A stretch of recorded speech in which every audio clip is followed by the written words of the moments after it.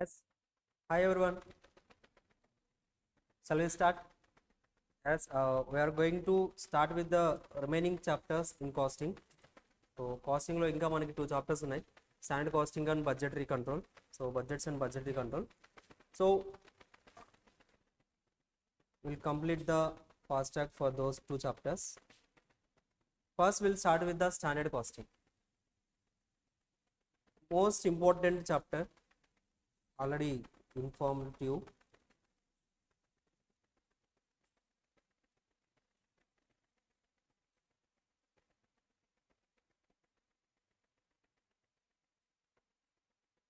Standard costing.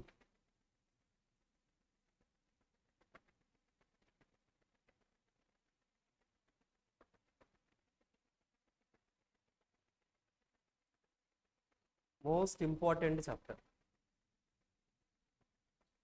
ఎందుకో కూడా చెప్పాను బికాస్ దిస్ ఈజ్ అంటే మనకి ఇంటర్ లెవెల్లో కూడా 5 to 8 మార్క్స్ ఈజీగా అడుగుతున్నారు.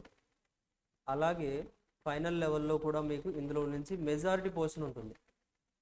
That's why you cannot skip. మీరు ఇక్కడ స్కిప్ చేయలేరు, అక్కడ కూడా స్కిప్ చేయలేరు. సో దట్స్ వై స్ట్రాంగ్గా నేర్చుకోండి, మంచిగా నేర్చుకోండి ఇంటర్ లెవెల్లోని. సో ఫైనల్ లెవెల్లో చాలా ఈజీగా ఉంటుంది. అందుకోసమే ఇది ఏంటంటే చాలా ఇంపార్టెంట్ చాప్టర్ అని చెప్పాం.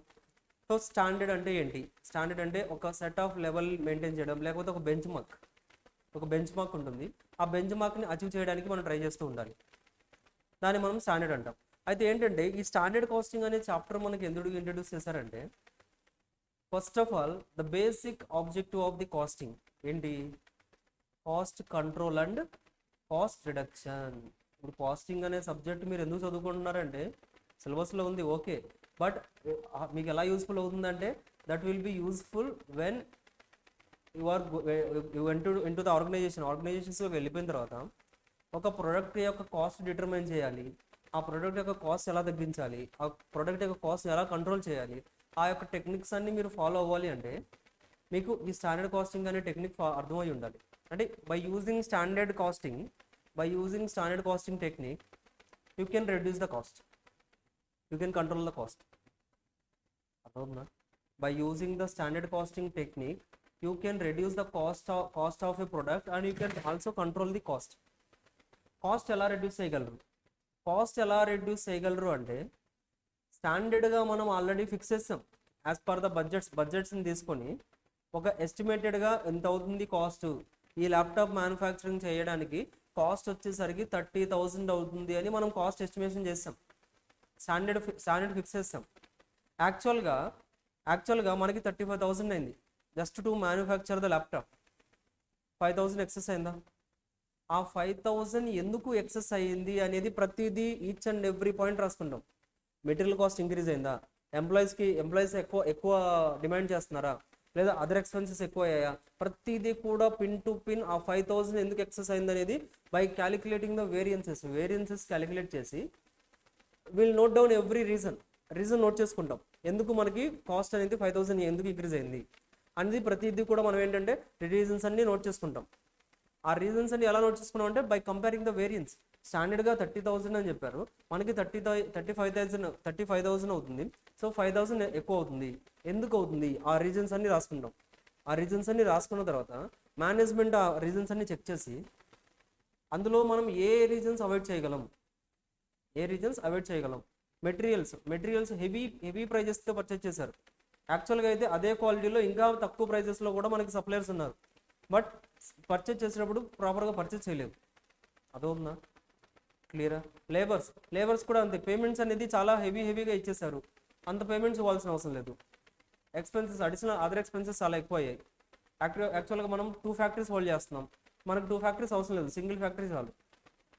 అదవుతుందా? సో అలా మనకి ఏమేమి ఎక్స్పెన్సెస్ మనం కంట్రోల్ చేయగలమో ఆ యొక్క ఎక్స్పెన్సెస్ అన్నీ కూడా ఏంటంటే నెక్స్ట్ టైం మళ్ళీ ప్రొడక్ట్స్ మ్యానుఫ్యాక్చర్ చేసేటప్పుడు మెటీరియల్ జాగ్రత్తగా పర్చేస్ చేస్తాం, ఎక్కువ ప్రైజెస్ పర్చేస్ చేయం. ఎంప్లాయీస్ని కూడా జాగ్రత్తగా హైర్ చేసుకుంటాం. అలాగే బిల్డింగ్స్ కూడా మనకి ఎంత అయితే యూజో అంత బిల్డింగ్స్ మనం పర్చేస్ చేస్తాం, హైర్ చేసుకుంటాం. సో అలా ప్రాపర్ మెజర్స్ తీసుకోవడానికి మనకి ఈ స్టాండర్డ్ కాస్టింగ్ అనే టెక్నిక్స్ అనేది అప్లై చేసి మనం యూజ్ చేసుకోవచ్చు. అదవుతుందా? వింటున్నారు అందరూ?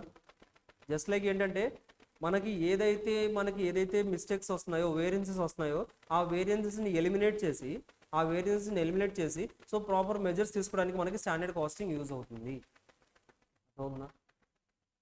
అలా చేసామంటే ఆటోమేటిక్గా నెక్స్ట్ టైం కాస్ట్ అనేది తగ్గుతున్న కాస్ట్ తగ్గించవచ్చు. మనం కాస్ట్ అనేది అంత ఇంక్రీజ్ అవ్వకుండా ప్రాపర్ అనాలిసిస్ చేసి కాస్ట్ ఎక్కడెక్కడ తగ్గించాలని మనం కాస్ట్ తగ్గించవచ్చు. కాస్ట్ని కంట్రోల్ కూడా చేయొచ్చు, ఇంక్రీజ్ అవ్వకుండా జాగ్రత్త కూడా ఉండొచ్చు.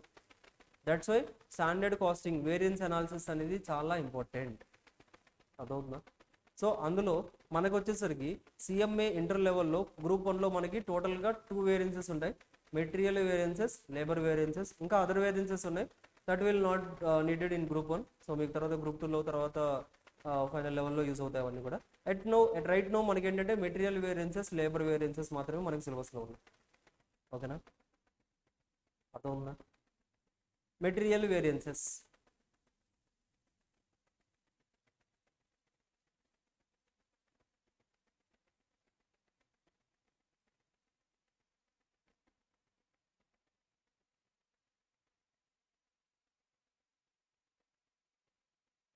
మెటీరియల్ వేరియన్సెస్ క్యాలిక్యులేట్ చేయాలి. సో మెటీరియల్ వేరియన్సెస్ క్యాలిక్యులేట్ చేయాలంటే మనకు ఫస్ట్ వేరియన్స్ ఏమొస్తుంది చెప్పండి మీరే? Material cost variance. Material cost variance అంటే that is nothing but total variance. మెటీరియల్స్లో మనకి టోటల్గా మనకు కాస్ట్లో ఎంత వేరియన్స్ వస్తుంది, టోటల్ కాస్ట్లో ఎంత వేరియన్స్ వస్తుంది. టోటల్ కాస్ట్లో అంటే టోటల్గా మనం కాస్ట్ ఎంత ఎస్టిమేట్ చేసాం, మనం టోటల్గా 30,000 ఎస్టిమేట్ చేసాం, యాక్చువల్గా ఎంత అయింది, యాక్చువల్గా 35,000 అవుతుంది. ఆ డిఫరెన్సే material cost variance. So then formula is standard quantity multiplied with price minus actual price, actual quantity into actual price. That will be our material cost variance. ఆ తర్వాత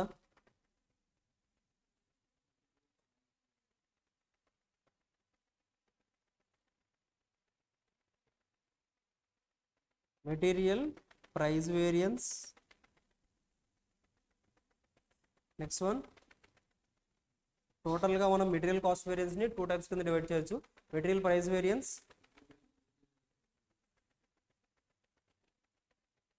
material usage variance. Material price variance, price variance అంటే it is a mistake of purchase department యొక్క mistake అది. యాక్చువల్గా material cost variance మనకి టోటల్గా something ఎంత వస్తుంది, 5,000 డిఫరెన్స్ వస్తుంది. ఆ 5,000 అనేది టూ డిపార్ట్మెంట్స్ యొక్క మిస్టేక్ వల్ల మనకు 5,000 వస్తుంది. ఒకటి పర్చేస్ డిపార్ట్మెంట్, ఇంకొకటి ప్రొడక్షన్ డిపార్ట్మెంట్ వాళ్ళకి ప్రాపర్గా రా మెటీరియల్స్ ఇంత రా మెటీరియల్ తీసుకోమని చెప్పాం, వాళ్ళు అంతకంటే ఎక్కువ రా మెటీరియల్స్ తీసుకోవడం వల్ల మనకు కాస్ట్ ఇంక్రీజ్ అవుతుంది. ఇంకొక మిస్టేక్ ఎక్కడ జరగడానికి ఛాన్స్ ఉందంటే మనం రా మెటీరియల్స్ ఈ ప్రైస్కి పర్చేస్ చేయండి, ల్యాప్టాప్ మ్యానుఫ్యాక్చరింగ్ చేయడానికి రా మెటీరియల్స్ కావాలా, స్క్రీన్ కావచ్చు, బ్యాటరీస్ కావచ్చు, లేకపోతే వైర్స్ కావచ్చు, మెటల్స్ కావచ్చు. ఆ రా మెటీరియల్ అంతా for example each raw material for example 100 rupees purchase చేయమన్నాం. యాజ్ పర్ స్టాండర్డ్ వాళ్ళు 120 రూపీస్ పర్చేస్ చేశారు. మిస్టేక్ జరిగిందా? ఈ 2 రీజన్స్ వల్ల మాత్రమే మనకి కాస్ట్లో వేరియన్స్ వస్తుంది. ఒకటి ప్రొడక్షన్ డిపార్ట్మెంట్ వాళ్ళకి ఇంత రా మెటీరియల్ యూస్ చేయండి అని చెప్పాం, వాళ్ళు అంతకంటే ఎక్కువగా యూస్ చేశారు లేదా తక్కువగా యూస్ చేశారు, వేరియన్స్ వస్తుంది. పర్చేస్ డిపార్ట్మెంట్ వాళ్ళకి కూడా ఇంతే పర్చేస్ చేయండి, ఈ పర్చేస్ చేసినప్పుడు ఈ రేట్కే పర్చేస్ చేయండి అని చెప్పాం, వాళ్ళు ఆ రేట్కి కాకుండా ఎక్స్ట్రా రేట్కి పర్చేస్ చేశారు, అక్కడ కూడా వేరియన్స్ వస్తుంది. So simple, material price variance అంటే material price variance will be, price variance అంటే పర్చేస్ డిపార్ట్మెంట్కి వేరియన్స్ ఎలా, పర్చేస్ డిపార్ట్మెంట్ కంటే మనం స్టాండర్డ్గా ఒక ప్రైస్ చెప్పాం, వాళ్ళు యాక్చువల్గా వేరే ప్రైస్ తీసుకున్నారు. ఆ డిఫరెన్స్ ఏంటంటే standard price minus actual price multiplied with actual quantity. యాక్చువల్గా ఎంతైతే క్వాంటిటీలో మిస్టేక్ చేశారో ఆ యాక్చువల్ క్వాంటిటీతో మల్టిప్లై చేసామంటే will get the material price variance.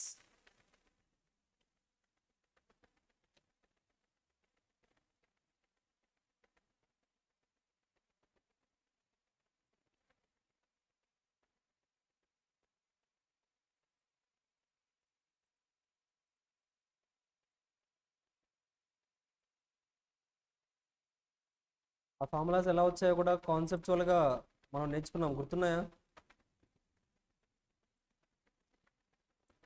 Actual quantity. ఓకేనా. Next material usage variance. Material ఎవరు యూస్ చేస్తారు? ప్రొడక్షన్ డిపార్ట్మెంట్ వాళ్ళు యూస్ చేస్తారు. ప్రొడక్షన్ డిపార్ట్మెంట్ వాళ్ళకి మనం ఏమని చెప్పామంటే స్టాండర్డ్గా ఇంత క్వాంటిటీ తీసుకోండి సార్ అని చెప్పాం. ఈ ల్యాప్టాప్ మ్యానుఫ్యాక్చరింగ్ చేయడానికి స్టాండర్డ్గా మీకు ఒక 300 కేజెస్ లేకపోతే 300 యూనిట్స్ యూజ్ అవుతుంది. 300 యూనిట్స్ కంటే ఎక్కువగా రా మెటీరియల్ అవ్వదని చెప్పాం. వాళ్ళు ఏం చేశారంటే 350 యూనిట్స్ తీసుకున్నారు. అచ్చా, ఓకే. మల్టిప్లికేషన్ చేయాలి. మనం ఏంటంటే కాస్ట్ క్యాలిక్యులేట్ చేస్తాం కాబట్టి కంపల్సరీగా ఎన్ని రూపీసో అన్ని రూపీస్కి కన్వర్ట్ చేయాలి. కన్వర్ట్ చేసినప్పుడు ఇక్కడ మనం యాక్చువల్ ప్రైస్ తీసుకోవాలా, స్టాండర్డ్ ప్రైస్ తీసుకోవాలా? స్టాండర్డ్ ప్రైస్ తీసుకోవాలి. ఎందుకంటే యాక్చువల్ ప్రైస్ మిస్టేక్ చేసింది purchase department.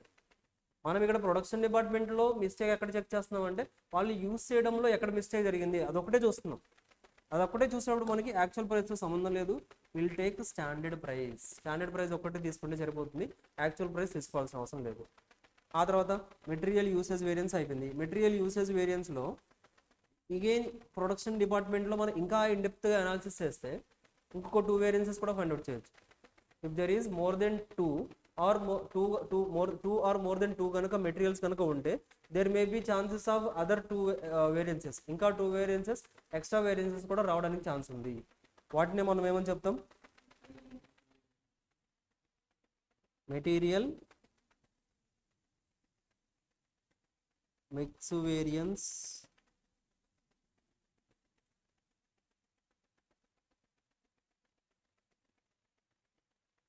Material yield variance, mix variance. Mix variance ఎలా క్యాలిక్యులేట్ చేయాలి? మిక్స్ వేరియన్స్ ఎలా క్యాలిక్యులేట్ చేయాలి అంటే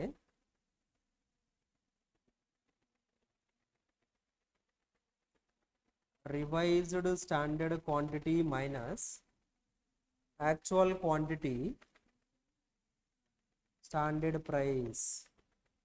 రివైజ్డ్ స్టాండర్డ్ క్వాంటిటీ ఎలా వస్తుందంటే యాక్చువల్గా క్వాంటిటీ ఏదైతే ఉందో అదే యాక్చువల్ క్వాంటిటీని will convert in the standard ratio, will apportion in the standard ratio. యాక్చువల్గా క్వాంటిటీ ఫర్ ఎగ్జాంపుల్ ఏంటంటే స్టాండర్డ్గా quantity for example raw material for example 300 తీసుకోవాలి. ఈ ల్యాప్టాప్ మ్యానుఫ్యాక్చరింగ్ చేయాలి అంటే స్టాండర్డ్గా 300 యూనిట్స్ రా మెటీరియల్ తీసుకోవాలని చెప్పాం. యాక్చువల్గా వీళ్ళు ఎంత తీసుకున్నారంటే 350 యూనిట్స్ తీసుకున్నారు. ఓకేనా, 350 యూనిట్స్ తీసుకున్నారు. ఆ 350 యూనిట్స్లో కూడా ఏంటంటే మనకి టోటల్గా 2 రా మెటీరియల్స్ ఉన్నాయనుకోండి. ఫర్ ఎగ్జాంపుల్ మనం ఏంటంటే స్టాండర్డ్గా 1:2 రేషియోలో తీసుకున్నాం. రా మెటీరియల్ ఏ 1 తీసుకుంటే రా మెటీరియల్ బి 2 తీసుకోవాలి, లేదా రా మెటీరియల్ ఏ 2 తీసుకుంటే రా మెటీరియల్ బి 4 తీసుకోవాలి. అలా ఒక రేషియో చెప్పేసాం, 1:2 రేషియో చెప్పాం. బట్ యాక్చువల్గా వీళ్ళు ఏంటంటే యాక్చువల్గా తీసుకునేటప్పుడు 2:3లో తీసుకున్నారు. అర్థమవుతుందా? మిక్స్ ప్రాపర్గా చేయలేదు. మిషన్లో మ్యానుఫ్యాక్చరింగ్ ప్రాసెస్ జరుగుతుంది. ఆ మిషన్లో ఏంటంటే రా మెటీరియల్ ఇచ్చేస్తే అల్టిమేట్గా ఫినిష్డ్ గూడ్స్ బయటకు వచ్చేస్తుంది. బాటిల్ మ్యానుఫ్యాక్చరింగ్ చేస్తున్నాం, ప్లాస్టిక్ని వాటికి ఏదైతే కావాలో ఆ యొక్క రిక్వైర్మెంట్స్ అన్నీ కూడా మిషన్లో ఇవ్వాలి, అల్టిమేట్గా ఫినిష్డ్ గూడ్స్ వచ్చేస్తుంది. అలా ఇచ్చేటప్పుడు స్టాండర్డ్గా మనం ఒక రూల్ చెప్పాం. ఏమని రూల్ చెప్పాం? రా మెటీరియల్ ఏ ఇంత క్వాంటిటీలో ఇవ్వాలి, రా మెటీరియల్ బి ఇంత క్వాంటిటీలో ఇవ్వాలి, ఒకటి చెప్పేసాం. అదే ఫాలో అయితే కరెక్ట్గా మంచిగా ఒక పర్ఫెక్ట్ బాటిల్ బయటకు వస్తుంది. వీళ్ళు ఏంటంటే రా మెటీరియల్ ఇచ్చేటప్పుడు మిక్స్ మార్చేశారు. రా మెటీరియల్ కొంచెం ఎక్కువగా, రా మెటీరియల్ బి కొంచెం తక్కువగా, అలా మిక్స్ అనేది ప్రాపర్గా ఇవ్వకపోవడం వల్ల అల్టిమేట్గా ఫినిష్ గూడ్స్ వచ్చేటప్పుడు కూడా డిఫరెన్స్ వచ్చేస్తుంది మనకి. అర్థమవుతుందా? మిషన్లో నుంచి ప్రొడక్ట్స్ బాటిల్స్ వచ్చేటప్పుడు కూడా there may be some differences. So ఆ డిఫరెన్సెస్ని క్యాలిక్యులేట్ చేయడానికి మనం మిక్స్ వేరియన్స్ క్యాలిక్యులేట్ చేస్తాం. మిక్స్ వేరియన్స్ యొక్క ఫార్ములా ఏంటంటే revised standard quantity minus actual quantity into standard price. ఎప్పుడు కూడా స్టాండర్డ్ ప్రైసే. ఈ యూసేజ్ వేరియన్స్లో ఎన్ని సబ్ వేరియన్సెస్ క్యాలిక్యులేట్ చేసినా కానీ మనం స్టాండర్డ్ ప్రైస్తో మల్టిప్లై చేయాలి, కానీ యాక్చువల్ ప్రైస్తో మల్టిప్లై చేయకూడదు. Because we're in the production department. Material use చేసేది ప్రొడక్షన్ డిపార్ట్మెంట్ వాళ్ళకి యాక్చువల్ ప్రైజెస్కి సంబంధం లేదు. వాళ్ళు ఎంతవరకు రెస్పాన్సిబుల్ అంటే వాళ్ళని ఎంత యూస్ చేయమన్నా వాళ్ళు ఎంత యూస్ చేశారు అంతే. ఇంకా ప్రైజెస్ రిలేటెడ్గా అయితే పర్చేస్ డిపార్ట్మెంట్ ఉంది, పర్చేస్ డిపార్ట్మెంట్ అడగండి. ప్రొడక్షన్ డిపార్ట్మెంట్ వాళ్ళకి అసలు అవసరమే లేదు. ఓకేనా? సో దట్స్ వై మనం స్టాండర్డ్ ప్రైజెస్ తీసుకుంటాం, కానీ యాక్చువల్ ప్రైజెస్ ఎక్కడ కూడా యూస్ చేయం. ఆ తర్వాత మెటీరియల్ ఈల్డ్ వేరియన్స్. ఈల్డ్ అంటే నథింగ్ బట్ అవుట్పుట్లో వేరియన్స్ ఎలా వస్తుందంటే standard quantity minus revised standard quantity multiplied with standard price. Only yield variance calculate చేయాలి. ఓన్లీ ఈల్డ్ వేరియన్స్ అంటే మిక్స్ వేరియన్స్ తీసేసిన తర్వాత only yield variance. So mix variance తీసేసామంటే we need to take RSQ. అదే AQ తీసుకున్నాం అనుకోండి, actual quantity తీసుకున్నాం అనుకోండి, అది యూసేజ్ వేరియన్స్ అవుతుంది. అర్థవుతుందా? బట్ మనం ఇక్కడ క్యాలిక్యులేట్ చేస్తుంది only yield variance. Mix variance తీసేసిన తర్వాత ఈల్డ్లో ఇంకెంత ఉంటుంది, ఓన్లీ ఈల్డ్ వేరియన్స్ ఎంత వస్తుందో క్యాలిక్యులేట్ చేస్తాం. ఓన్లీ ఈల్డ్ వేరియన్స్ క్యాలిక్యులేట్ చేయాలి కాబట్టి we need to deduct the RSQ, revised standard quantity less చేయాలి. ఓకేనా? క్లియరా? ఫార్ములాస్ ఈజీగానే ఉన్నాయా? సింపుల్ ఫార్ములాస్ అన్నీ కూడా same as it is for the labour కూడా సేమ్ ఫార్ములాస్. చెప్పండి లేబర్కి ఏముంటాయి? First labour cost variance. Formula ఏంటి? ఇక్కడ క్వాంటిటీస్ రావు. ఇంకా హియర్ దర్ ఈజ్ ఎంప్లాయీస్ ఉన్నారు. ఎంప్లాయీస్కి మనం పేమెంట్ ఇవ్వాలి. సో పేమెంట్ ఇవ్వాలి అంటే will get the standard hours into standard rate. ఇక్కడ ప్రైస్ కాదు, జస్ట్ టర్మ్స్ మారుతాయి అంతే. క్యాలిక్యులేషన్స్ ఫార్ములాస్ అంతా సేమ్, బట్ కాకపోతే ఏంటంటే టర్మ్స్ మారుతూ ఉంటాయి. అక్కడ మనం ఏంటంటే ప్రైస్ చెప్తాం, ఈ మెటీరియల్ ఈ యొక్క ల్యాప్టాప్ యొక్క ప్రైస్ ఎంత అని చెప్తాం. అదే ఎంప్లాయీకి వచ్చేసరికి ఏంటంటే ఈ ఎంప్లాయీకి మనం రేట్ ఎంత ఫిక్స్ చేస్తున్నాం, పర్ అవర్కి 100 ఫిక్స్ చేస్తున్నాం. సో అలా ఏంటంటే ఇక్కడ రేట్స్ డిస్కస్ చేస్తాం. Standard hours into standard rate minus actual hours into actual rate. అర్థమవుతుందా? This is labour cost variance. Next one ఏంటి? Labour rate variance. Material price variance calculate చేసామా, అలాగే labour rate variance.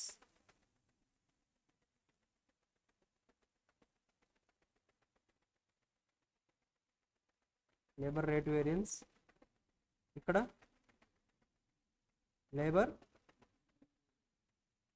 Efficiency variance. So ఇప్పుడు చెప్పండి, labour rate variance. రేట్లో difference ఎంత వస్తుంది?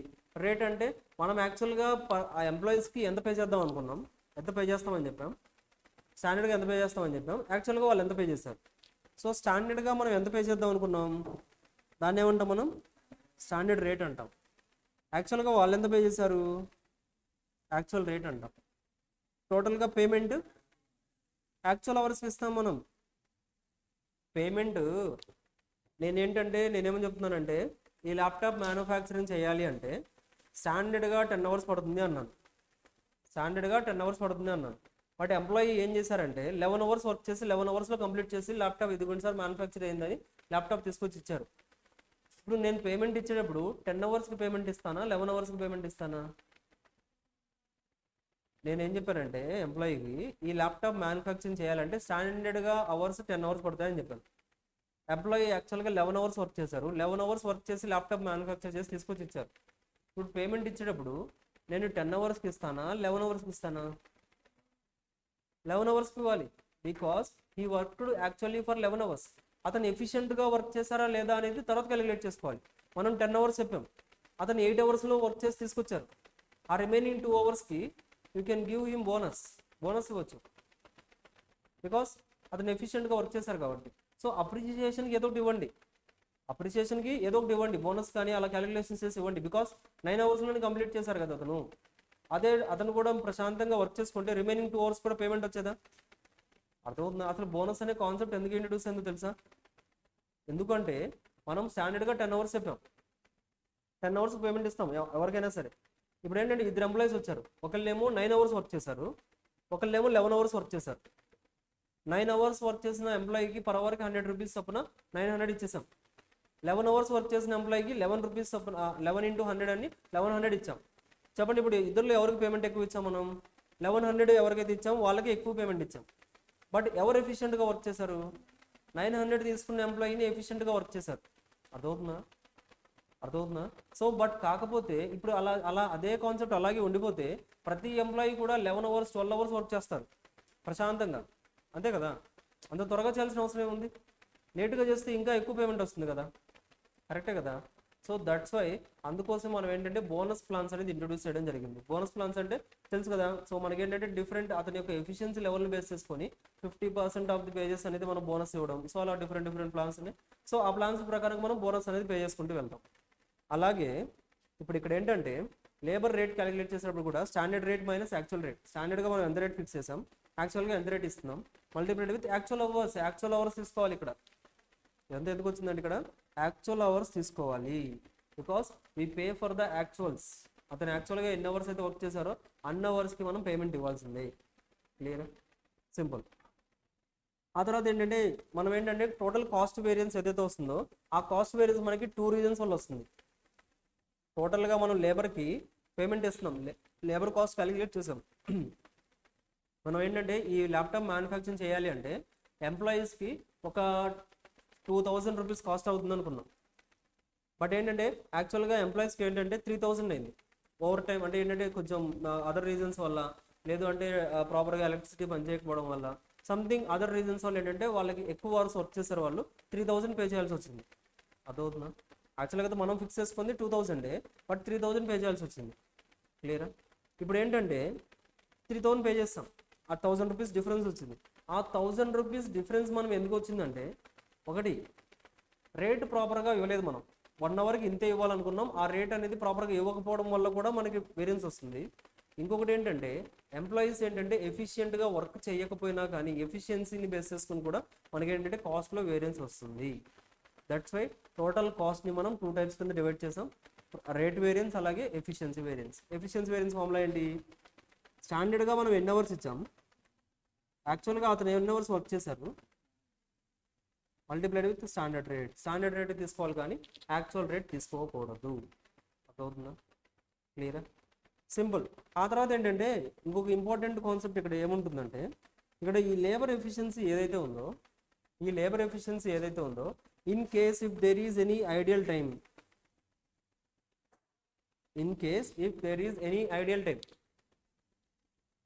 ఒకవేళ ఐడియల్ టైం ఉంటే మనం ఫార్ములాస్ డిఫరెంట్గా యూస్ చేయాలి. ఒకవేళ ఐడియల్ టైం ఉంటే we need to calculate the formulas differently. Simple example ఏంటంటే జాగ్రత్తగా వినండి. ఒక ఎంప్లాయీకి మనం స్టాండర్డ్ అవర్స్ ఎంత ఇచ్చామంటే 10 అవర్స్ ఇచ్చాం. జాగ్రత్తగా వినాలి, మీరే చెప్పాలి. 10 అవర్స్ ఇచ్చాం, ఓకేనా? ల్యాప్టాప్ మ్యానుఫ్యాక్చరింగ్ చేయాలి అంటే 10 అవర్స్ అవుతుంది అని చెప్పాం. 10 అవర్స్ ఇచ్చాం, 10 అవర్స్ అవుతుంది ఈ ల్యాప్టాప్ మ్యానుఫ్యాక్చరింగ్ చేయడానికి అని చెప్పాం. యాక్చువల్గా ఏంటంటే హీ వర్క్డ్ ఫర్ 12 అవర్స్. ఇప్పుడు చెప్పండి, అతను ఎఫిషియెంట్గా వర్క్ చేశారా లేదా? ఎంప్లాయీ ఎఫిషియెంట్గా వర్క్ చేశారా లేదా? చేయలేదా? పక్కన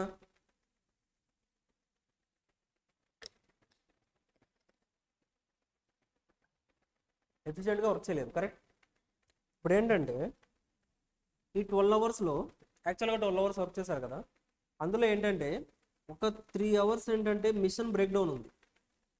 అంటే అతను వర్క్ చేసేటప్పుడు మిషన్ ఏదైతే యూస్ చేయాలో ఆ మిషన్ ఏంటంటే సమ్ ఇష్యూస్ వల్ల మిషన్ బ్రేక్ డౌన్ అయింది, అందువల్ల అతను 12 అవర్స్ పట్టింది. సో ఇప్పుడు చెప్పండి, ఇప్పుడు అతను ఎఫిషియెంట్గా వర్క్ చేశారా లేదా? చేశారా? కరెక్టేనా? So that's why efficiency calculate చేసేటప్పుడు ఏదైనా ఐడియల్ టైం ఉంటే ఐడియల్ టైంని కన్సిడర్ చేయొద్దు అని చెప్తారు మనకి ప్రాబ్లమ్స్లో. బికాస్ ఒకవేళ ఐడియల్ టైం ఉంటే మీరు ఐడియల్ టైం కన్సిడరేషన్లో తీసుకొని స్టాండర్డ్ అవర్స్కి యాక్చువల్ అవర్స్ కంపేర్ చేస్తే కంపల్సరీగా వేరియన్స్ వస్తుంది. అది కరెక్ట్ వేరియన్సా? ఎంప్లాయీ ఫీల్ అవుతారా లేదా? అదేంటి సార్, నేను కరెక్ట్గానే పనిచేశాను, మిషన్ పని చేయలేదు, వర్క్ బ్రేక్ డౌన్ అయింది, అందువల్ల నాకు అవర్స్ ఎక్కువ అయ్యాయి, కానీ నేనైతే ఎఫిషియెంట్గానే పనిచేస్తాను అని అడుగుతారు లేదా? దట్స్ వై ఎప్పుడైతే ఐడియల్ టైం ఉంటుందో, సో ఇప్పుడు ఇతను ఎఫిషియెంట్గా అంటే ఇక్కడ 9 అవర్స్, ఇతనే 9 అవర్స్లో కంప్లీట్ చేసినట్లే. యాక్చువల్గా 12 అవర్స్ వర్క్ చేశారు, అందులో 3 అవర్స్ మిషన్ బ్రేక్ డౌన్ అయ్యి ఉంది. సో రిమైనింగ్ అవర్స్ అంటే 9 అవర్స్, అంటే అతను ల్యాప్టాప్ 9 అవర్స్లో మ్యానుఫ్యాక్చర్ చేసినట్లే. మనం స్టాండర్డ్గా ఎన్ని అవర్స్ ఇచ్చాం? 10 అవర్స్ ఇచ్చాం, బట్ 9 అవర్స్లో కంప్లీట్ చేసినట్లే. So he worked efficiently. So but అతను అక్కడ డెసిషన్ మనకి ఇప్పుడు ఎలా చేంజ్ అయింది? ప్రీవియస్ ఎగ్జాంపుల్కి ఇక్కడికి డెసిషన్ ఎప్పుడు చేంజ్ అయింది? ఐడియల్ టైంని లెస్ చేయడం వల్ల మనకి ఏంటంటే డెసిషన్ అనేది చేంజ్ అవుతుంది. సో కంపల్సరీగా ఏంటంటే ప్రాబ్లమ్స్లో కూడా ఎప్పుడైనా ఐడియల్ టైం ఉంటే ఎఫిషియన్సీ క్యాలిక్యులేట్ చేసేటప్పుడు డైరెక్ట్గా లేబర్ ఎఫిషియన్సీ క్యాలిక్యులేట్ చేయొద్దు, సింపుల్గా లేబర్ నెట్ ఎఫిషియన్సీ క్యాలిక్యులేట్ చేయండి. Labour net efficiency variance calculate చేయండి. అర్థమవుతుందా? క్లియర్? నెట్ ఎఫిషియన్సీ వేరియన్స్ ఎలా క్యాలిక్యులేట్ చేస్తాం సార్? ఫార్ములా ఏంటి? ఫార్ములా ఈజ్ సింపుల్, సేమ్ ఇదే ఫార్ములా ఇక్కడ మనం ఏదైతే ఫార్ములా యూస్ చేసామో standard hours standard hours minus actual hours కాదు, net actual hours. Standard hours minus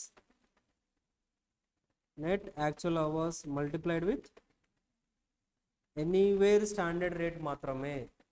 we are calculating the efficiency. ఎఫిషియన్సీకి మనం అతనికి పే చేసిన రేట్కి సంబంధం లేదు. దట్స్ వై స్టాండర్డ్ రేట్ మాత్రమే తీసుకోవాలి. అచ్చా sir, net efficiency, net actual hours అంటే ఏంటి?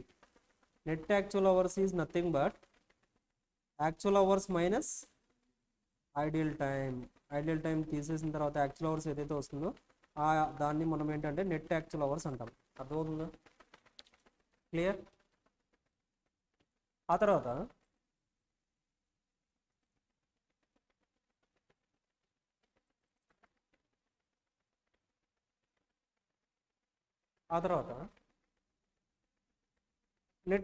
లేబర్ నెట్ ఎఫిషియన్సీ క్యాలిక్యులేట్ చేసాం అంటే ఐడియల్ టైంని సపరేట్ చేసాం కదా, ఆ ఐడియల్ టైంని కూడా మనం వేరియన్స్ క్యాలిక్యులేట్ చేయాలి.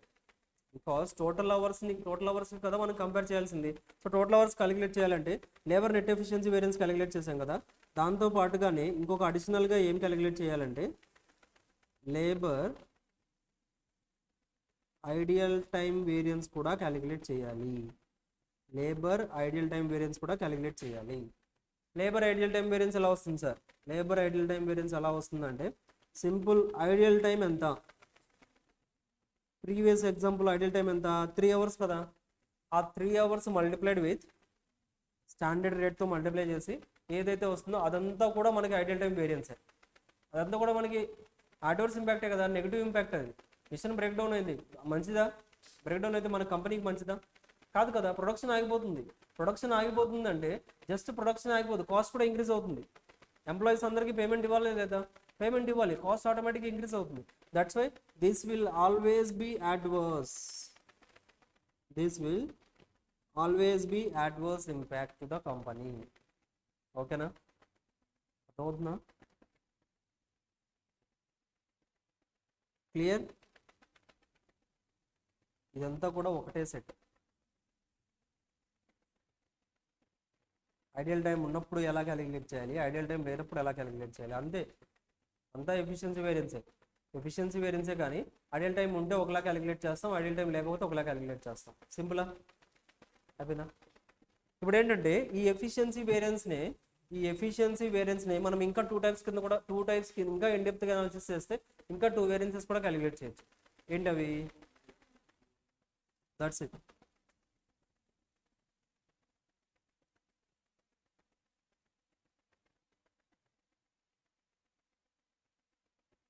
వీటిని మనం ఏంటంటే అగైన్ 2 టైప్స్ కింద క్యాలిక్యులేట్ చేయొచ్చు.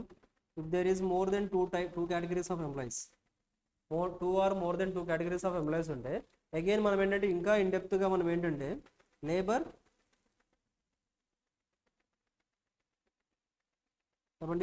Mix variance,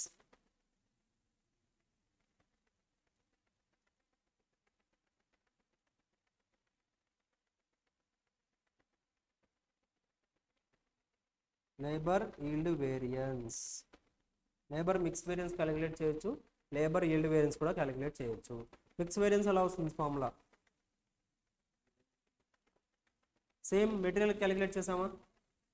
revised standard hours minus actual hours into standard rate. Yield variance అంటే standard hours minus revised standard hours multiplied with standard rate. That's it. అయిపోయింది. స్టాండర్డ్ కాస్టింగ్ అయిపోయింది. ఎందుకంటే ఎక్కువ ఏమైనా ఉందా కంటెంట్? అయిపోయింది అంతే. ఓకేనా? ఇక్కడ డౌట్స్ ఉన్నాయి ఎంతవరకు? Any doubts?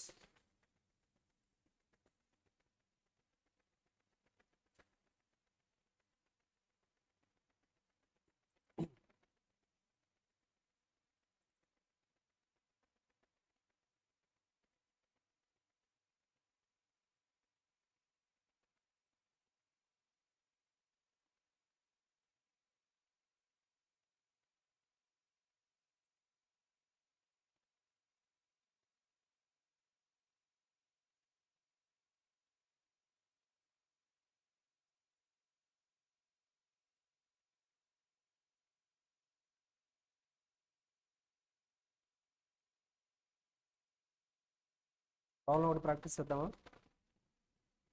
స్టాండర్డ్ కాస్టింగ్లో అవసరం లేదా? అవసరం లేదా? జస్ట్ క్వశ్చన్ ఎక్స్ప్లెయిన్ చేస్తాను, చేయగలరో లేదో ఒకసారి చెక్ చేసుకోండి.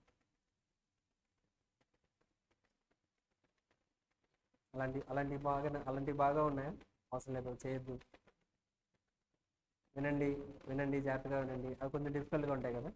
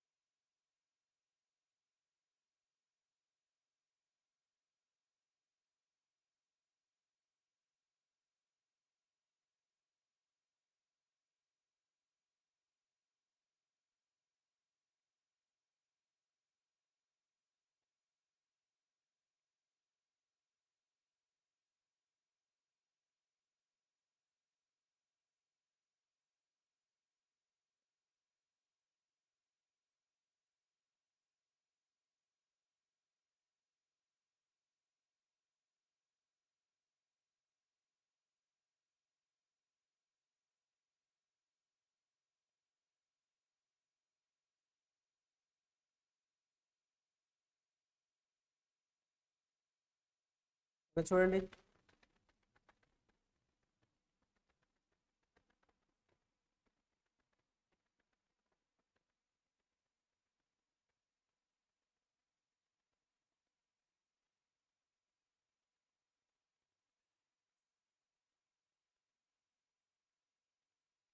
చూడండి, ఐ థింక్ మనం ఇలాంటి ప్రాబ్లమ్స్ కూడా చేసాం. Sunrisers limited, a manufacturing company using standard costing use చేస్తున్నారంట. అంటే స్టాండర్డ్ కాస్టింగ్ టెక్నిక్ యూస్ చేస్తున్నారు. స్టాండర్డ్ కాస్టింగ్ టెక్నిక్ యూస్ చేస్తున్నారు. ఫర్నిషెస్ ద ఫాలోయింగ్ ఇన్ఫర్మేషన్ ఇచ్చారు. ప్రీవియస్ ఇయర్ ఎగ్జామ్ క్వశ్చన్ ఇది. Standard mix to produce 1 unit of product A is as అంటారు. Standard mix ఎంత అంటే స్టాండర్డ్గా వాళ్ళు ఎలా మిక్స్ చేస్తున్నారంటే, to produce 1 unit of product A, 1 unit of product, question అర్థం చేసుకుని చాలు, ఆన్సర్ ఆటోమేటిక్గా ఇచ్చిండు. 1 unit of product A manufacturing చేయాలి అంటే స్టాండర్డ్గా ఎలా మిక్స్ చేయాలి అంటే, ప్రొడక్ట్ మెటీరియల్ పీని 2 kgs మెటీరియల్ పీని 2 kgs ఇవ్వాలి, మెటీరియల్ క్యూ 3 kgs ఇవ్వాలి, మెటీరియల్ ఆర్ 4 kgs ఇవ్వాలి. రేట్స్ కూడా ఏంటంటే పర్ కేజీ 20 రూపీస్ పర్చేస్ చేయాలి, ఇది 25 రూపీస్ పర్చేస్ చేయాలి, ఇక్కడ 15 రూపీస్ పర్చేస్ చేయాలి. ఓకేనా? This is the standard information. During the month of March 2019, 20 units of product A were actually produced. యాక్చువల్గా ఎన్ని ప్రొడ్యూస్ చేశారంట? 20 యూనిట్స్ ప్రొడ్యూస్ చేశారు. అంటే 20 units is the output. 20 units produce చేశారు, actually produced, and consumption of the materials was as అంట. So ఆ 20 units produce చేయడానికి వాళ్ళు ఎలా కన్స్యూమ్ చేశారంటే, raw material pin 35 kgs use చేశారు, raw material 60 kgs, raw material or 90 kgs. So మనల్ని ప్రాబ్లంలో అడుగుతుంది ఏంటంటే, calculate the following material variances, cost variance, price variance, quantity, mix, yield. ఈ వేరియన్సెస్ అన్ని క్యాలిక్యులేట్ చేయమంటున్నాం. క్యాలిక్యులేట్ చేయగలమా? చేయాలంటే ఫార్మేట్ ఏంటి? Standard quantity, standard price, actual quantity, actual price, revised standard quantity. So this we need to calculate for PQR.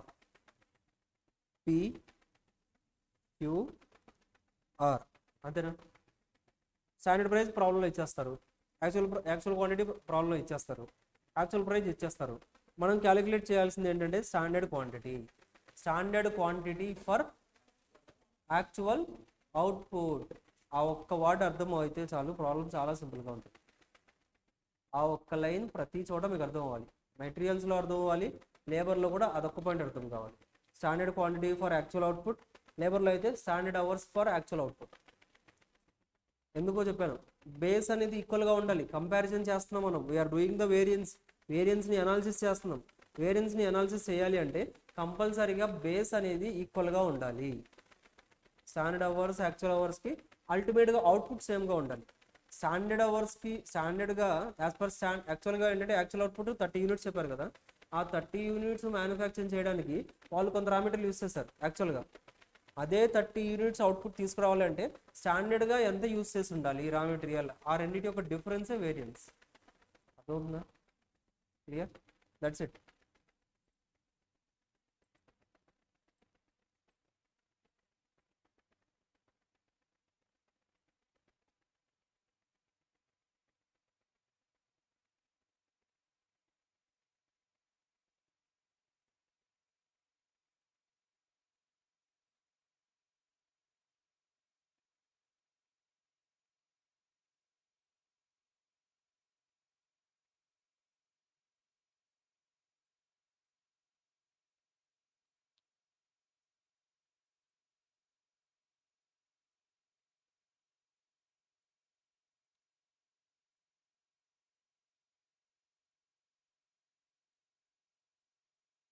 Clear?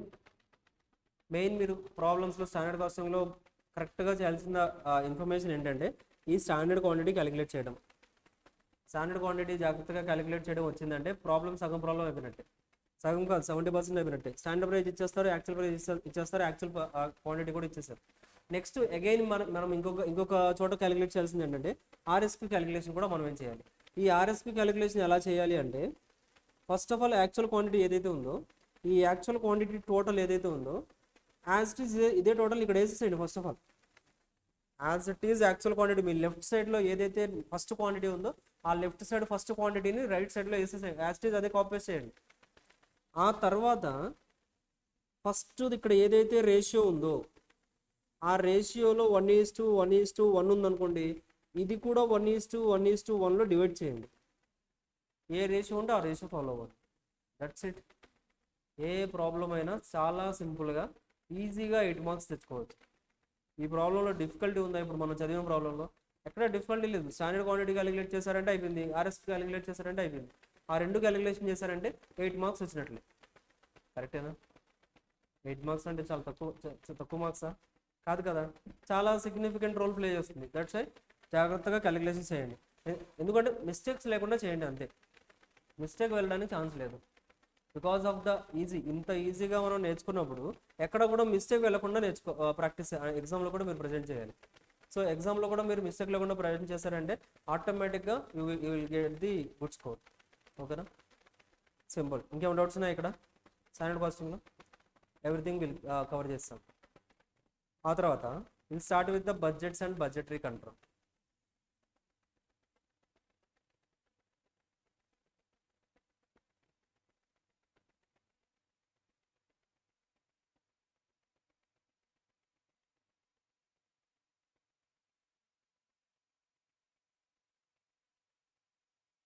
Budget and budgetary control. Budget అంటే of course ఫ్యూచర్లో ఏది మన ఫ్యూచర్ని anticipate చేస్తూ ముందుగానే ఏంటంటే ప్రాపర్గా అలొకేట్ చేసుకుంటాం. జస్ట్ లైక్ ఏంటంటే మనకి యాన్యువల్ ప్రతిసారి ఇయర్లీ బడ్జెట్ రిలీజ్ చేస్తారా? పార్లమెంట్లో బడ్జెట్ రిలీజ్ అవుతుందా? సో ఆ బడ్జెట్ ఎలా రిలీజ్ చేస్తారు? ప్రతి డిపార్ట్మెంట్కి ఇంత బడ్జెట్ ఇవ్వాలి, ఇంత ఈ డిపార్ట్మెంట్స్కి ఇంత బడ్జెట్, ఈ డిపార్ట్మెంట్కి ఇంత బడ్జెట్ అని ముందుగానే అలొకేట్ చేసేస్తారు. అదే అలొకేట్ చేయలేదనుకోండి, ఫస్ట్ ఏదో ఒక డిపార్ట్మెంట్ వచ్చి ఎమర్జెన్సీ సార్ మాకు ఇంత అమౌంట్ కావాలి ఇచ్చేసేయండి అని తీసుకుని వెళ్ళిపోతారు. సో వాళ్ళు తీసుకెళ్ళిపోతే రిమైనింగ్ ఉన్న బ్యాలెన్స్ అంతా కూడా రిమైనింగ్ వాళ్ళకి ప్రాపర్గా మనం డివైడ్ చేయలేం. అవుతుందా? For example we have 100 lakhs. మన దగ్గర 100 lakhs ఉన్నాయి. ఈ 100 lakhsని ఫర్ ఎగ్జాంపుల్ మన దగ్గర ఏంటంటే టోటల్గా మన కంపెనీలో 3 డిపార్ట్మెంట్స్ ఉన్నాయి. ఈ 3 డిపార్ట్మెంట్స్కి మనం ఎప్పుడైతే అమౌంట్ కావాలో వాళ్ళకి ఏంటంటే 3 డిపార్ట్మెంట్స్కి ఇద్దాం అనుకున్నాం. మనం ఎలాంటి బడ్జెట్స్ ఏం ప్రిపేర్ చేయలేదు, ఎవరు వచ్చి అడిగితే వాళ్ళు ఇచ్చేస్తాం. డిపార్ట్మెంట్ ఏ వచ్చి అడిగారు, సార్ అర్జెంటుగా మాకు కావాలి, ఒక 70 lakhs కావాలన్నా, తీసుకెళ్ళి ఉన్నాయి కదా అనుకున్నాం.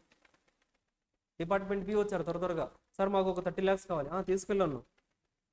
డిపార్ట్మెంట్ సి వచ్చారు తర్వాత, సార్ మాకు ఒక 20 lakhs కావాలన్నా, ఉన్నాయా ఇంకా, ఇవ్వగలమా మనం?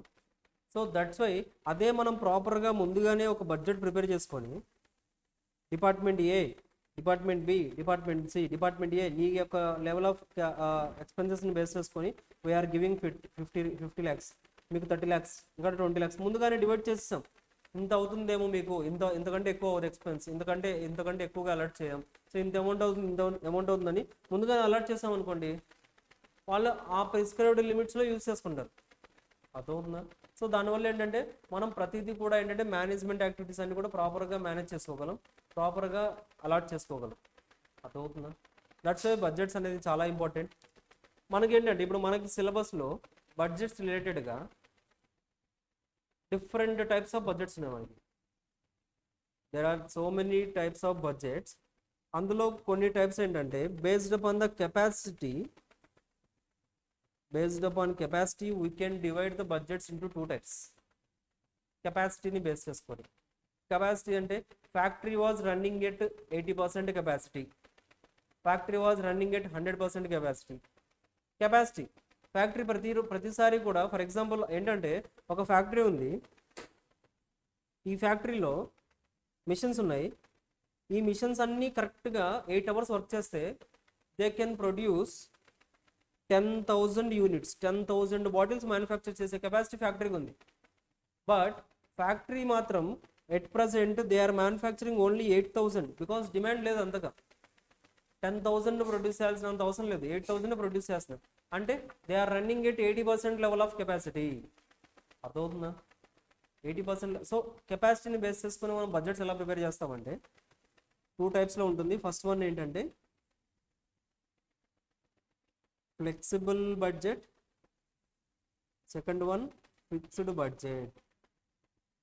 ఫ్లెక్సిబుల్ బడ్జెట్ అంటే first of all fixed budget అంటే ఏంటంటే స్టాండర్డ్గా ఒక లెవెల్ దగ్గర మనం ప్రిపేర్ చేసేస్తాం. ఫర్ ఎగ్జాంపుల్ మనం బడ్జెట్ ప్రిపేర్ చేస్తాం,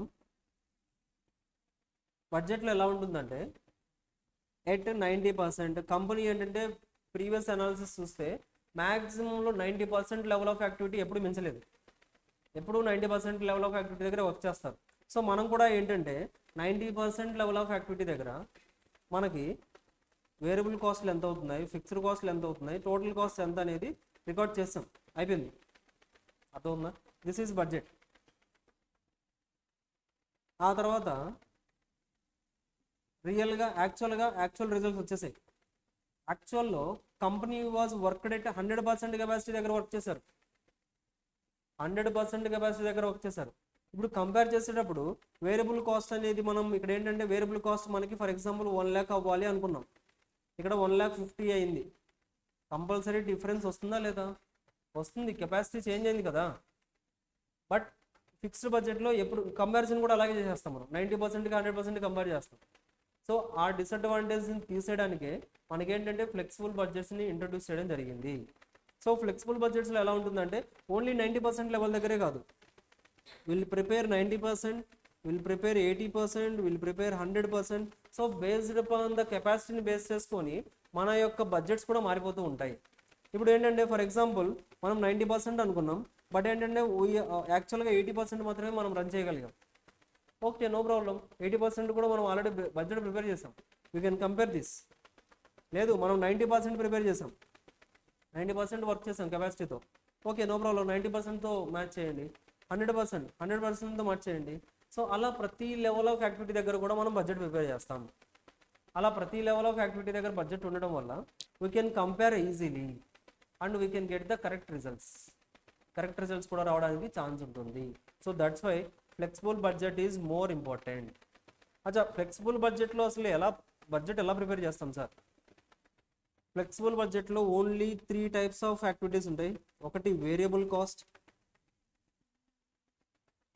ప్రాబ్లమ్స్లో ఎలా ఇస్తారండి మీకు ఫ్లెక్సిబుల్ బడ్జెట్ ప్రిపేర్ చేయమని డిఫరెంట్ లెవెల్ ఆఫ్ యాక్టివిటీస్ ఇస్తారు. 70% దగ్గర చేయండి, 90% దగ్గర చేయండి అంటారు, 80% దగ్గర ఇన్ఫర్మేషన్ ఇస్తారు. మనకి ఏమేమి కాస్ట్లు ఇస్తారంటే వేరియబుల్ కాస్ట్ ఇస్తారు, సెమీ వేరియబుల్ కాస్ట్ ఇస్తారు, ఇంకా ఫిక్స్డ్ కాస్ట్ ఇస్తారు. ఇవేంటంటే 80% దగ్గర ఇచ్చేసారు, 80% లెవెల్ ఆఫ్ యాక్టివిటీ దగ్గర ఇచ్చేసారు. మనల్ని ఏమని క్యాలిక్యులేట్ చేయమంటారంటే 70% దగ్గర క్యాలిక్యులేట్ చేయండి, అలాగే 90% దగ్గర కూడా క్యాలిక్యులేట్ చేయండి అంటారు. అంటే 70% దగ్గర బడ్జెట్ మనమే ప్రిపేర్ చేయాలి, 90% లెవెల్ ఆఫ్ యాక్టివిటీ దగ్గర కూడా బడ్జెట్ మనమే ప్రిపేర్ చేయాలి. ఎలా చేస్తాం సార్?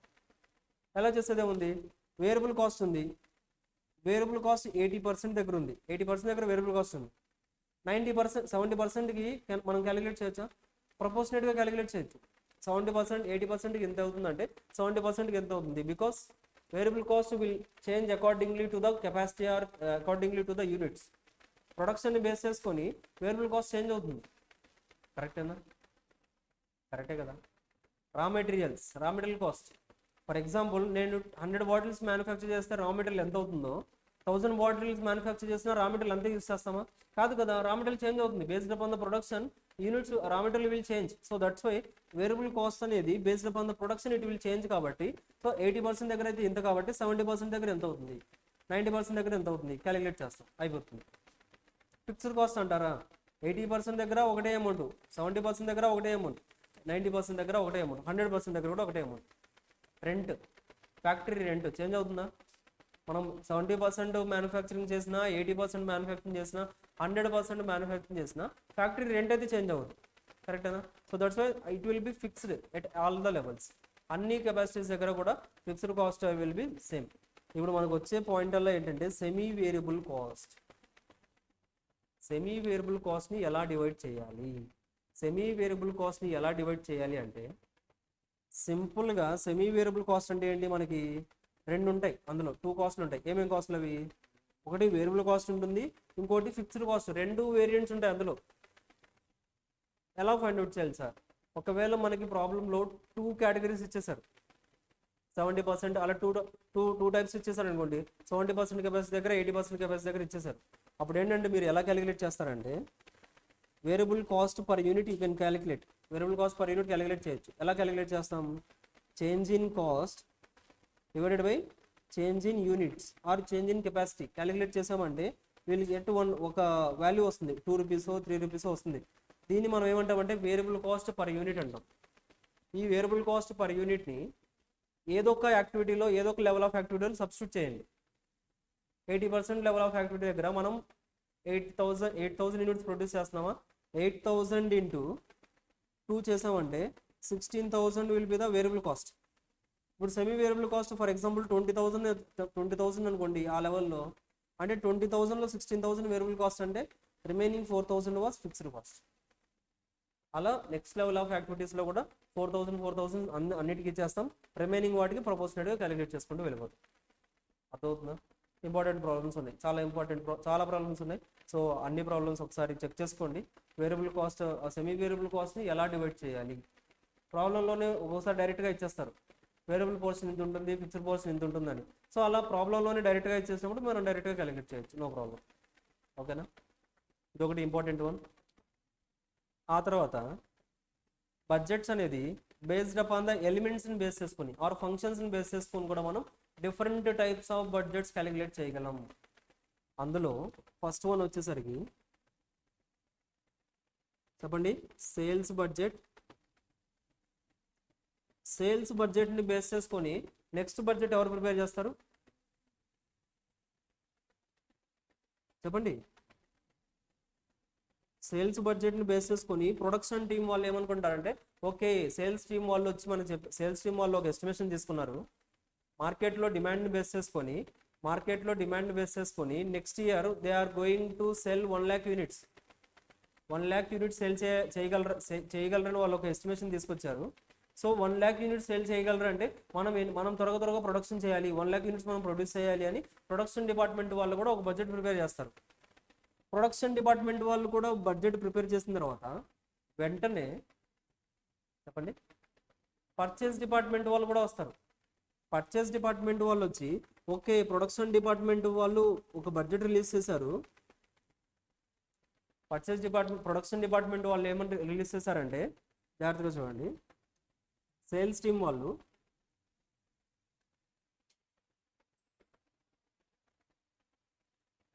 1,00,000 బాటిల్స్ నెక్స్ట్ ఇయర్కి ఎస్టిమేషన్ ఇచ్చారు. జాగ్రత్తగా వినండి, 1,00,000 బాటిల్స్ ఎస్టిమేషన్ ఇచ్చారు. అయితే ఆ ఎస్టిమేషన్ బేస్ చేసుకొని ప్రొడక్షన్ డిపార్ట్మెంట్ వాళ్ళు ఏం చేస్తున్నారంటే 1,00,000 బాటిల్స్ మ్యానుఫ్యాక్చరింగ్ చేయాలి అంటే మనకి అట్లీస్ట్ ఒక 7,00,000 kgs ఆఫ్ రా మెటీరియల్ అవసరము అని they are preparing the budget. వాళ్ళు కూడా ఒక బడ్జెట్ ప్రిపేర్ చేసుకుంటున్నారు.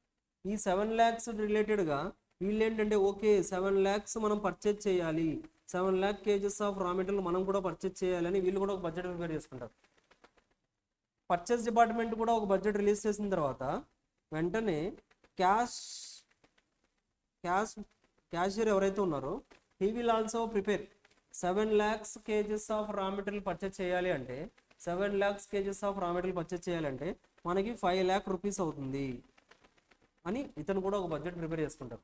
ఓకే నెక్స్ట్ మంత్లో మనం 5 lakhs అరేంజ్ చేసుకోవాలి, 5 lakhs అనేది రెడీగా ఉంచాలి రా మెటీరియల్ పర్చేజ్ చేయడానికి అని he will also prepare one budget. ఇలా డిఫరెంట్ టైప్స్ ఆఫ్ బడ్జెట్స్ అనేది ప్రిపేర్ చేసుకుంటూ ఉంటాం. అర్థమవుతుందా? సో ఒక బడ్జెట్కి ఇంకో బడ్జెట్కి రిలేషన్ ఉంటుంది. ప్రొడక్షన్ బడ్జెట్ క్యాలిక్యులేట్ చేయాలి. ప్రొడక్షన్ బడ్జెట్ క్యాలిక్యులేట్ చేయాలంటే ఫార్మేట్ ఎలా ఉంటుంది? ప్రొడక్షన్ బడ్జెట్ క్యాలిక్యులేట్ చేయాలంటే అంటే మనం ఎంత ప్రొడక్షన్ చేయాలి అనేది క్యాలిక్యులేట్ చేయాలి అంటే ఫస్ట్ ఆఫ్ ఆల్ సేల్స్ తీసుకుంటాం. సేల్స్ 1,00,000 బాటిల్స్,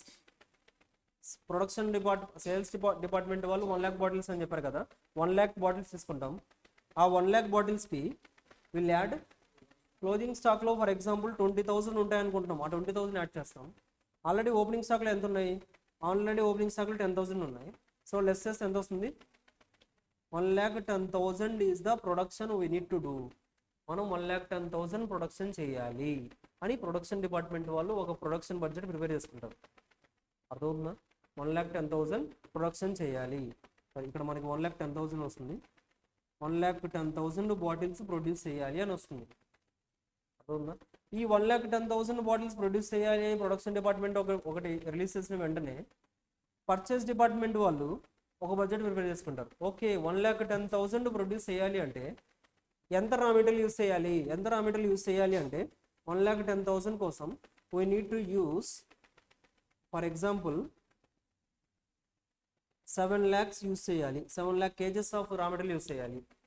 బట్ ఆ 7 lakh kgsలో మనం 7 lakhs పర్చేజ్ చేయాలంటే అవసరం లేదు. 7 lakhsలో ఇంకా 7 lakhs అంటే 7 lakhs కాదు, 7 lakhsలో మనకి ఇంకా క్లోజింగ్ స్టాక్లో ఆల్రెడీ రా మెటీరియల్ ఉండడానికి ఎస్టిమేషన్ ఉంది.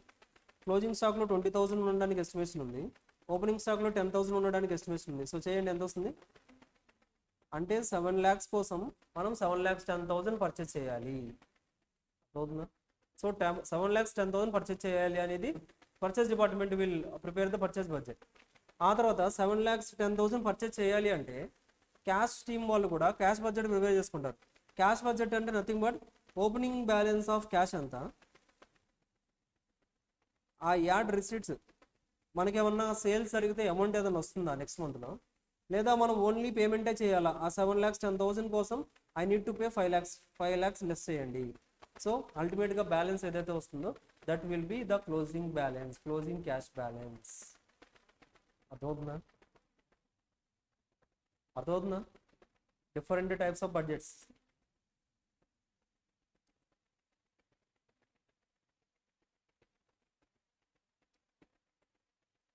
ఆ తర్వాత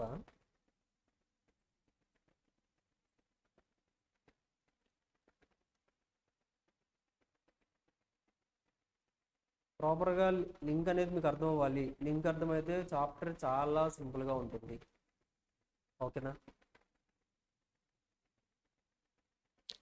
ఈజీగా 10 to 12 మార్క్స్ అనేది ఈ 2 చాప్టర్స్ నుంచి మాత్రమే వచ్చేస్తాయి. అర్థమవుతుందా? 10 to 12 మార్క్స్ ఈజీగా గెయిన్ చేయొచ్చు. MCQs అవన్నీ యాడ్ చేస్తే you can get even 15 marks. కూడా ఈ 2 చాప్టర్స్ నుంచి వచ్చిన పేపర్స్ చాలా ఉన్నాయి. ప్రీవియస్ అటెంప్ట్స్లో ఓన్లీ ఈ 2 చాప్టర్స్ నుంచి 15 మార్క్స్ వచ్చాయి. అర్థమవుతుందా? సో వాటి యొక్క ఇంపార్టెన్స్ అలా ఉంటుంది. జాగ్రత్తగా అర్థం చేసుకున్నారంటే వాటి యొక్క ఈజీనెస్ కూడా అంతే ఉంటుంది. సో దట్స్ వై కంపల్సరీగా ప్రాక్టీస్ చేయండి. ఎక్కడైనా డౌట్స్ ఉంటే you can ask me any time. So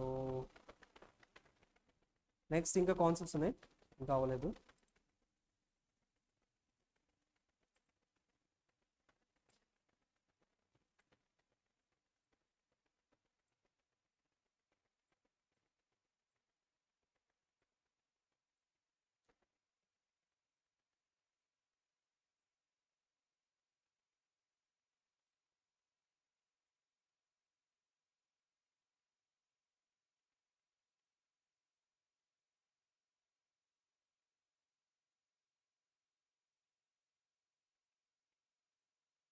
okay, చూడండి, చెప్పండి. ప్రొడక్షన్ బడ్జెట్ ఫార్ములా ఏంటి? ప్రొడక్షన్ బడ్జెట్ ఫార్మేట్ ఏంటి? Sales plus closing stock minus opening stock. Perfect. Purchase budget యొక్క ఫార్మేట్ ఏంటి? Production plus closing stock minus opening stock. Cash budget యొక్క format ఏంటి? Opening cash balance plus receipts minus payments, అల్టిమేట్గా closing cash balance. But ఈ cash budget prepare చేసేటప్పుడు మనకి ఇలా వస్తాయి, క్రెడిట్ టర్మ్స్ అని వస్తాయి. క్రెడిట్ టర్మ్స్ మనం 2 months అలో చేస్తున్నాం, 1 month అలో చేస్తున్నాం. సో మనం అంటే క్రెడిట్ టర్మ్ అంటే మనం 2 months తర్వాత పే చేస్తాం. ఒకవేళ క్రెడిటర్స్ మనకి 2 months టైం ఇచ్చారని చెప్తే మనం రా మెటీరియల్ పర్చేస్ చేసాం, పర్చేస్ చేసిన తర్వాత ఆన్ ద స్పాట్ మనం పేమెంట్ ఇవ్వం, 2 months తర్వాత పేమెంట్ ఇస్తాం. సో క్యాష్ బడ్జెట్ ప్రిపేర్ చేసేటప్పుడు కూడా 2 months తర్వాత పేమెంట్ ఇచ్చినట్టుగా రికార్డ్ చేసుకోవాలి. ఓకేనా?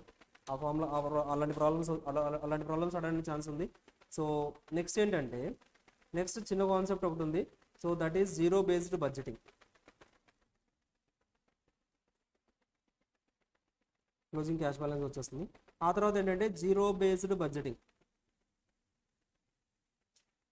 జీరో బేస్డ్ బడ్జెటింగ్ అంటే ఏంటంటే, జీరో బేస్డ్ బడ్జెటింగ్ అంటే ఫ్రమ్ ది స్క్రాచ్ మనం ఏంటంటే అగైన్ మళ్ళీ మనం క్యాలిక్యులేషన్స్ చేయాలి. అర్థవుతుందా? ఫర్ ఎగ్జాంపుల్ ఆల్రెడీ మనం ప్రీవియస్ ఇయర్లో బడ్జెట్స్ ప్రిపేర్ చేసాం, ఎస్టిమేషన్స్ ఉన్నాయి మన దగ్గర. రా మెటీరియల్ ఏ ఏదైతే ఉందో, రా మెటీరియల్ ఏ మనం ఎస్టిమేషన్ ఏంటంటే 20 rupees పర్చేస్ చేయాలి. That is our estimation.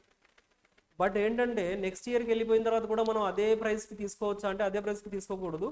మళ్ళీ ప్రాపర్గా అనాలిసిస్ చేయండి. అసలు మన దగ్గర 20 rupees అనే వాల్యూ లేదు. ఫ్రెష్గా స్టార్ట్ చేయండి. రా మెటీరియల్ ఏ పర్చేస్ చేయాలంటే మార్కెట్లో బేస్డ్ అపాన్ ద డిఫరెంట్ సప్లయర్స్ని బేస్ చేసుకొని మనం ఎంత కాస్ట్కి మనం పర్చేస్ చేయగలం, వాట్ ఈజ్ అవర్ ఎస్టిమేషన్ అని ప్రతి సెగ్మెంట్లో కూడా ఇన్డెప్త్ అనాలిసిస్ చేసి, ప్రాపర్ అనాలిసిస్ చేసి అప్పుడు అగైన్ ప్రైజెస్ ఫిక్స్ చేయండి. మనం 20 rupees అని ఎస్టిమేట్ చేసాం, బట్ ఇప్పుడు మనం అనాలిసిస్ చేస్తే 18 rupees వచ్చింది. సో ఆ చేంజెస్ ఏదైనా ఉంటే ఆ చేంజెస్ కరెంట్ ఇయర్ బడ్జెట్లో ఇన్కార్పొరేట్ చేయాలి. సో అలాగా ఏదైతే ఆల్రెడీ మన దగ్గర బడ్జెట్స్ ఉన్నాయో ఆ బడ్జెట్స్ని చేంజెస్ చేసుకుంటూ, అప్డేట్ చేసుకుంటూ మనం ప్రాపర్గా బడ్జెట్స్ని ప్రిపేర్ చేయడాన్ని మనం జీరో బేస్డ్ బడ్జెటింగ్ అంటాం. నథింగ్ బట్ మన దగ్గర బడ్జెటే లేదు, ఫ్రెష్గా బడ్జెట్ స్టార్ట్ చేస్తే ఎలాగైతే చేస్తామో అలా బడ్జెట్ అనేది ప్రిపేర్ చేయాలి. దాన్ని మనం జీరో బేస్డ్ బడ్జెటింగ్ అంటాం. ఓకేనా? అర్థమవుతుందా? టోటల్గా మనకి బడ్జెట్ అండ్ బడ్జెటరీ కంట్రోల్లో so fixed and flexible budgets, అలాగే మెయిన్ ఇంపార్టెంట్ బడ్జెట్స్ వచ్చేసరికి sales budget, production budget, purchase budget, cash budget. ఓకేనా? అర్థమవుతుందా? క్లియరా? ఏమైనా డౌట్స్ ఉన్నాయా? That's it, this is enough. So మనకి ఇప్పుడు ఏదైతే మనం ఫార్మేట్స్ చెప్పానో యాజ్ ఇట్ ఈస్ మీకు ఫార్మేట్స్ తెలిసాయంటే ప్రాబ్లమ్స్ అనేది చాలా ఈజీగా చేయగలరు. That's it. Formats is main important. ఒకసారి మీకు ఫార్మేట్ వచ్చేసిందంటే ఎలాంటి ప్రాబ్లం అయినా ఈజీగా చేయగలరు. ఓకేనా? Any doubt till now? That's it, completed. Standard casting completed, budget and budgetary control completed. ఓకేనా? ఏమైనా డౌట్స్ ఉన్నాయా? Shall we close for now with happiness, with energy?